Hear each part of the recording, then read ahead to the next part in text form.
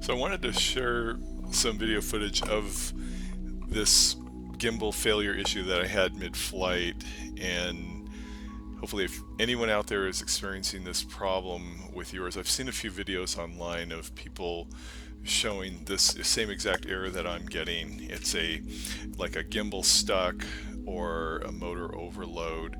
This was the first time that it happened mid-flight. So I've owned this thing for about 3 weeks. I bought it used on Facebook Marketplace, and the guy told me that there was an issue with the gimbal, but he said it usually corrects itself. So I've had like 15 flights on this thing.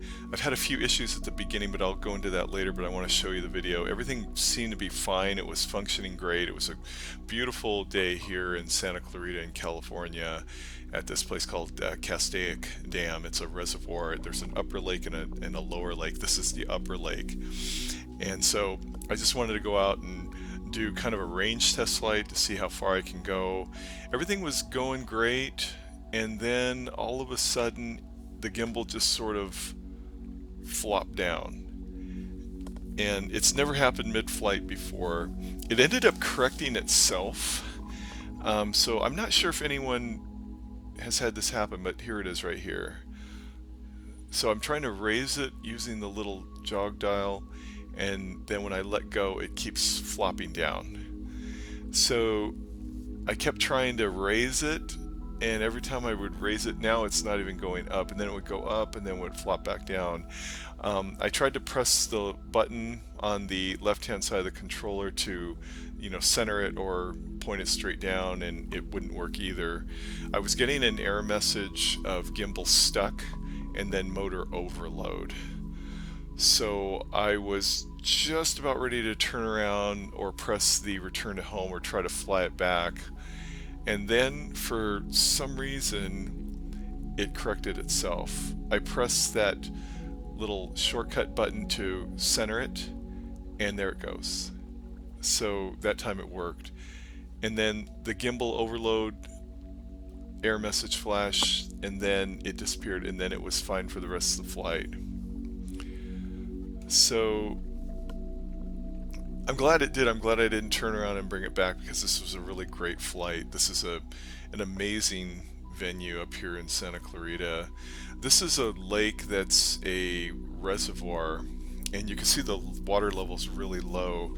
So if you can see, especially here on the shoreline where you see those kind of brown patches, the top where the brown, the kind of light sandy color, that's really where the water level should be, and that little island there should literally be under like 40 feet of water, but the water level is so low.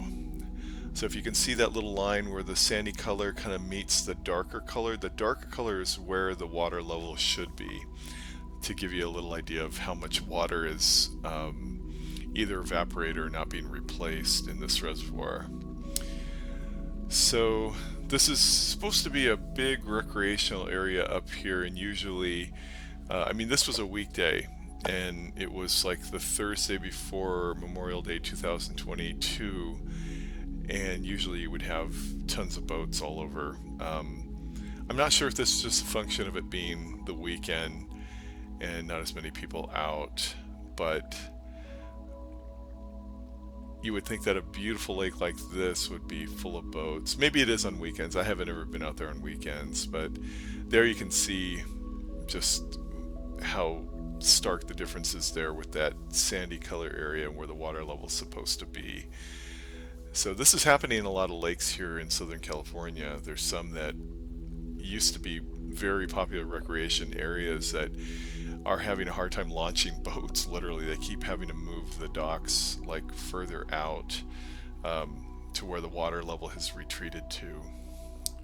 So to get back to this drone, it's worked fairly well. I mean, I bought it used. The guy had it listed for $400 with one battery, and when I got there, he showed me the drone, and he lowered the price to $300 and said, yeah, it's got a little issue with the gimbal. He said it doesn't initialize correctly all the time.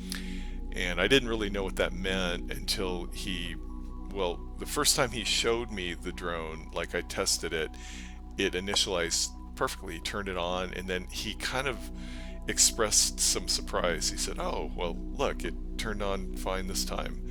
And then he flew it, everything was fine. He let me kind of take the controls, and I flew it around a little bit. It seemed fine. And but he said, yeah, just know that sometimes when you turn it on, it doesn't center itself. And he said usually when you fly it, it'll kind of correct itself.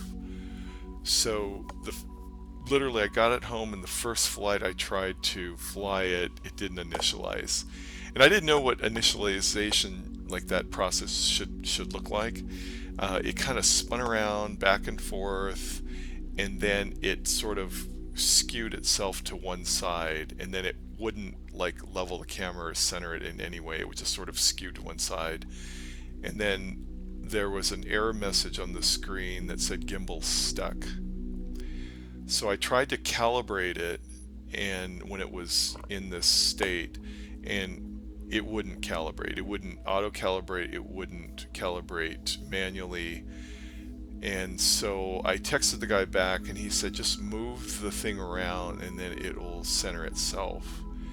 And it was right. So I kind of moved it around, and then it'll try to spin around. Sometimes it would spin around and point to the left. Sometimes it would spin around and point to the right.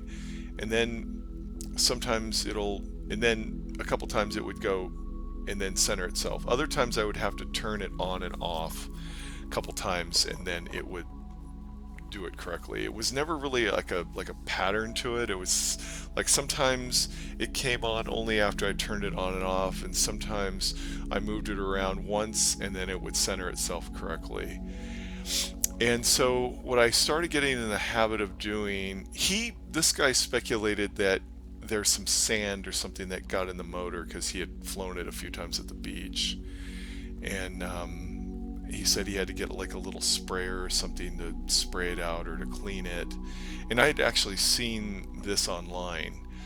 This guy in Europe, he was flying around, and he showed a video of this same thing sort of happening, where he's flying and all of a sudden it like had some kind of an error, and then it corrected itself. And he said he either took it apart or he got some kind of sprayer and blew in there and cleaned it out, and it worked. And I kind of think this is part of the way to solve this. This area up here, at this point in this flight, I'm at like 8 minutes, and I was about, I think, 1.5 miles, like 7,000 feet away.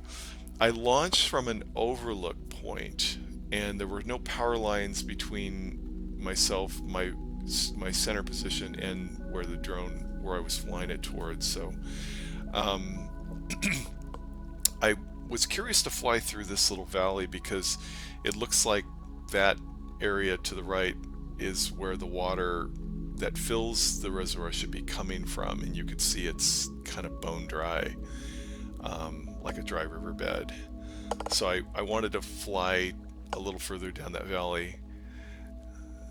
There's a good shot of it. But every time I pointed in that direction, it kind of took me in the direction where there were mountains that were in the way. So I decided to turn a little bit to the west and then fly towards the mountain. So I kind of had line of sight. It was way far out there, and I just decided to fly toward the mountains here. And so this actually turned out to be kind of an unofficial range test. Up until this point, I've had like 15 flights with this thing, and the furthest I've taken it out in one direction was 16,000 feet. The day before, I'd flown it at the beach, and I flew it out there trying to chase some boats, and I went out to 16,000 feet, and then I turned around and came back. And so each time I fly it, I try to take it a little further each time. I mean, not like Dustin Dunhill, but this is kind of my own way of doing it. And so this is what this turned out to be. I'm glad I didn't turn the drone around when it started to have that gimbal problem, because I was just about ready to do that. But because I was getting a strong signal, it never went down to red, not one time during this entire flight. I think I had like, it was in the orange. I think I had 3 bars. When I was out here where the mountains were at my furthest point, it was still in the orange. And sometimes, as you know, you'll fly it out and you'll be forced to turn around when you lose signal, and then it'll go to the home point automatically, and then it'll move towards you, and then you'll regain the signal, and then you can control it. So that's kind of like testing the limits. So this one I never really felt like I had to. I probably could have taken it out further. On this particular flight, I ended up going 17,000 feet, just like 17,100 feet, which was kind of my personal record. I think it's like 3.3 miles in one direction. And this was pretty exciting for me. These mountains were really far away, and it was pretty cool when I was coming up to these mountains right here. It was hard to see like how close I was to them. That's looking back on the reservoir, so I'm way far away. And I think here is where I decided to turn around. So I'm at around 11 minutes, and the drone did prompt me to turn around at this point. So usually when it prompts me, I do that, but I notice that you follow its command and it'll come back with like 22% battery. So it tries to get you back with room to spare, but I'm learning that you can, and from Dustin Dunnell, that you can take it out further than that. You can cancel the automatic return home and take it out a little further. And then I guess if you go straight back, then you can get it back with room to spare. This day was pretty windy, so I decided to come back. I think I canceled the first return to home prompt and then went out to 7,100 feet, and then I got the next return to home prompt, and so that was when I decided to turn around and come back. So this was a record flight for me, and these views, I mean, are just amazing. Like, we go to Castaic Lake and you can only see, what you can from the road and those lookout points. You certainly can't see this. I had no idea there were so many fire roads and jeep trails and maybe even hiking trails out here. So it was pretty awesome to get these views of things that you're normally not able to see, which is one of the most fun thing about having this drone. But back to the gimbal issue. The gimbal, as you can see, is functioning fine. It functioned fine for the rest of the flight. I never got an error message. I usually pan it up and down more, but I was trying to be really easy on that because I didn't want to overload the motor. So one of the questions I'm having is, now that I've been getting this motor overload, does that mean there's an issue with the motor? Because it seems to correct itself and function just fine, or does this mean that the motor is having problems and at some point it's going to go out? One of the things I have noticed after flying it a few times, after like my first 5 flights, every time I would turn it on the first time, it would never initialize itself correctly like it happened, or like it did when I first looked at it with that guy. It always had an error, and it was always skewed in one direction. I had to go through this, turning it one way or trying to turn it on and off, and it would, eventually it would get itself centered. And so what I got in the habit of doing is, after every flight, right before I would turn it off, I would do a calibration, auto calibration, and then once it calibrated itself, then I would turn it off and then put the drone away. So I felt like if that was the last thing I did with it, maybe it saves that setting or something. And so and then I would also do this when I would get it initialized and it would be ready to fly. I would do a calibration right before launch. So I kind of got in the habit of doing that, and then all of a sudden, after my first 5 or 6 flights of it not initializing on startup on its own, all of a sudden it started initializing correctly every time. So like the next 8 flights, every time I turned it on, it would initialize and center itself correctly without me having to go through all that nonsense. So I don't know if that was the proper process to calibrate it right before launch and calibrate it right before you turn it off. But then, as luck would have it, I took it to the beach. This was the flight before this one. I took it to the beach and I was flying it. I flew it out like 16,000 feet, chased boats, had a great flight, brought it back. I had my boogie board on the sand, and that was my kind of home point, my return to home point. So when I pressed the return to home, we were kind of seeing, let's see how close it can get to exactly this spot right on the boogie board. And so as it was coming down, it looked like it was right over it, and I kind of moved it just slightly. And then when it touched down, the front of it was, the back legs landed fine, but the front was not quite on the board. So it sort of dipped forward right into the sand. So the camera buried itself in the sand. So I took it out immediately and I blew on it, but I could see that there were sand particles in there. And I'm like, oh my God, I just got this thing working. And the worst thing to do, evidently, according to the guy who I bought it from, he said that the problem started when he was flying it at the beach, when he would get sand in there. So he kind of like warned me about that, and here I end up doing exactly what he told me not to after getting it to work. And so I noticed that when I was moving the gimbal around with it turned off to sort of see if there's anything I can feel some tension in there. So it was almost like there were like little particles of sand in there. So I tried to kind of blow it out and clean it as best I could, and then but I could still feel some resistance when I would move it around with the power off. And then it seemed to be okay, and then I tried to initialize it right there at the beach, and it was doing some weird things. It was like shuddering, and so I'm like, oh God, I just ruined it.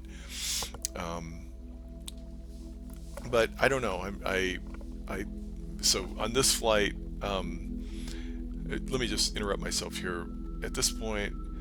And this is the thing about altitude.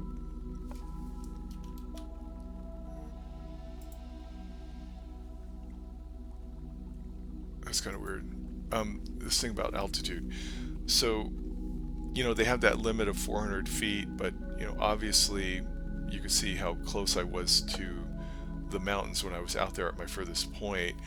I had to move the altitude up like to 500 feet in order to clear those hills, but it still gave me that message that I was over the limit. So at this point, when I was coming back, I decided to go down low and see what was going on in this little cove here. So I was flying it back, but I was going down. So at this point, I was at like, I think 80 feet or something. But I know it's kind of weird. When I was up there, it kept giving me that annoying message that I was too high, when I obviously wasn't. I was literally probably 40 feet off the ground, because the increase in elevation when you're flying over a hill that's going up, you have to compensate for that. So I don't know if there's something I can do about that.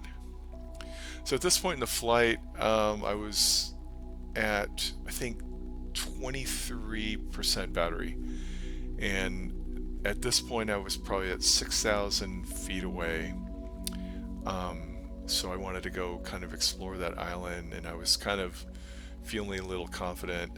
I didn't want to get to below 10%, because then it forces the drone to land. I noticed that. So I was trying to explore a little bit more and push the limit a little bit, but not, get into a point where I'm going to have to climb over some fence and crawl through the bushes to find my drone. But this little island out here is pretty cool, I think, because of the way it sits there, and it's not really supposed to be an island. If the water level was what it's supposed to be, this thing should be under 40 feet of water, but it's kind of cool. I'm going to take my kayak or my stand-up paddleboard out there one day and get to that island and explore it. It seems kind of cool. So I don't know about this gimbal issue. So there I tested the little button to turn it to move it automatically straight down and then straight back to center, and it worked fine. So I don't know. I think so when when I got it back from the beach, I tried to clean it out as best as I could, and then when I brought it out for this flight, when I started up, it was stuck again, and so it was kind of back to the issue that I had before. And then I think I turned it on and off, and then it centered itself. So, but then obviously I had that failure at the very beginning, but then the rest of the flight was fine. So not really sure, what's going on. So this is the lookout point I was talking about that overlooks Castaic Lake. This road up here actually goes deeper into the mountains to another lake called Lake Elizabeth here that's north of Santa Clarita. It's about Lake Elizabeth, Lake Hughes. Both those lakes have dried up. They used to be lakes. They had a golf course around it. They used to have recreation areas over there, and homes right along the shore with docks where they can launch boats. But both those lakes have dried up. This is a road that's very popular with motorcyclists because this is a windy, beautiful kind of gorge-like road that's pretty thrilling to ride and drive. And then there's like a biker bar called the Rock Inn that's really popular. But this is the overlook point. It's kind of a place to park where people park their cars because there's a hiking area. So one last look back at the lake. It's beautiful, but it's pretty scary that the water level is as low as it is. But I mean, it's a place you could still take boats out there, and there, as you saw in this video, there are a few boats, people out there enjoying it. So that's my car on the far left, the dark colored car. And I don't think I used the return home. I just kind of flew it down. I was kind of sitting there standing by the hood of my car. And then there were some people parked over there smoking dope. It smelled really great. This is kind of a place where teenagers will park at night and drink and probably do other things too. But this is where I landed it. And then, like I said, what I tend to do is right before I turn it off, I do a calibration, an auto calibration right before I turn it off, and then it kind of moves to one side, to the left, and to the right, and then it centers itself. And then that's what I always do. See, it's doing it right now, right before I turn it off. So hopefully the next time I turn on, it'll be just fine. So thanks very much for watching. I hope this helped.